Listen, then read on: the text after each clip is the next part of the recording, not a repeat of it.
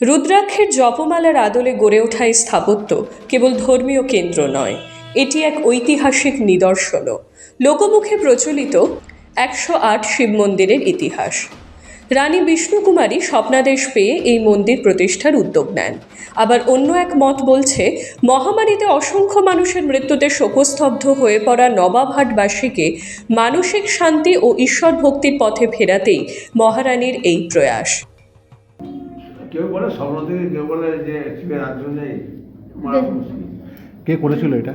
বর্তমান মহারাজা কেচান বাহাদুরের মহিনী বিষ্ণু কুমারী। তার তো একটা ইতিহাস আছে। হ্যাঁ, ইতিহাস ওসব বলে আছে, আমি সেই থেকে এখনো পর্যন্ত মন্দিরটি একইভাবে চলছে। কি বলবেন? এর আগে বিড়লা মেরামত করেছে, জনগণনা ট্রাস্টকে মেরামত করে দিয়েছি। এবার তারপর ট্রাস্ট বোর্ড করেছে বর্ধমান মহারাজা 1974 সালে। ট্রাস্ট সমস্ত মেনটেন করে, সব দানের উপরে চলে, লোকের দানের উপরে চলে না। কত সালে এটা হয়েছিল? কত সালে? বাংলার 1895 আর ইংরেজি 1788 25 হয়েছিল। 1974 সালে নাম হয়েছিল, মানে 1965 সালে, 67 সালে। আর 1974 সালে বর্ধমান মহারাজা ট্রাস্ট বোর্ড করে। মন্দির প্রাঙ্গণে সারিবদ্ধভাবে রয়েছে 108টি শিব মন্দির। ডান দিকের সারির শেষে জপমালার মেরু চিহ্নের মতো আরও একটি শিব মন্দির। সব মিলিয়ে মোট 109টি মন্দির। প্রতিটি মন্দির একে অপরের গা ঘেঁষে নির্মিত, মাঝখানে নেই কোনো ফাঁক। ওড়িশার বালেশ্বরের আটচালা শৈলীর প্রভাব স্পষ্ট এই স্থাপত্যে। প্রবেশের ডান দিকের প্রথম মন্দিরে রূপোর অলঙ্কারে সজ্জিত গৌরীপট্টের মধ্যে শিবলিঙ্গ, সঙ্গে রূপোর নাগদেবী ও ত্রিশূল। অন্য মন্দিরগুলিতে কোষ্ঠী পাথরের গৌরীপট্টে প্রতিষ্ঠিত শিবলিঙ্গ। চত্বরে রয়েছে দুটি পুকুর, ফুলের বাগান, মানত নন্দী পার্ক, 108টি পিতলের ঘণ্টা এবং টেরাকোটার নকশায় ভোলানাথের পরিবার। 1790 থেকে মন্দির মানে চালু হয়েছে, নির্মাণ শুরু হয়েছে 1788 থেকে 1790 সালে হয়েছে।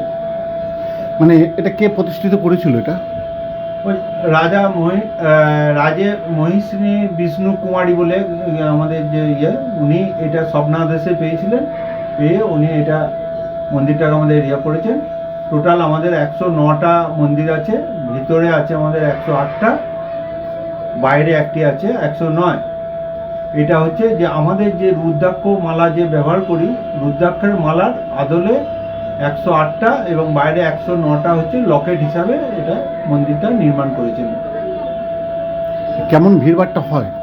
ভিড়ভাট্টা আমাদের বাইরে প্রচুর ভিড়ভাট্টা হয়। শনি, রবি, সোম বা ছুটির দিন বা শিবরাত্রি বা শ্রাবণ মাসে মন্দিরে আমাদের প্রচুর লোক সমাগম হয়।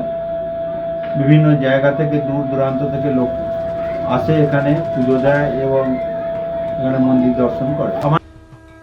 শিবরাত্রি ও শ্রাবণ মাসে এখানে ভক্তদের ঢল নামে। ভোর থেকেই মহাদেবের মাথায় জল ঢালতে দীর্ঘ লাইন চোখে পড়ে। ঐতিহ্য, লোকবিশ্বাস ও ভক্তির এই অনন্য মেলবন্ধনে আজও বর্ধমানের গর্ব 108 শিব মন্দির। পূর্ব বর্ধমান থেকে সঞ্জিত কুরের রিপোর্ট, এক্সপ্রেস নিউজ।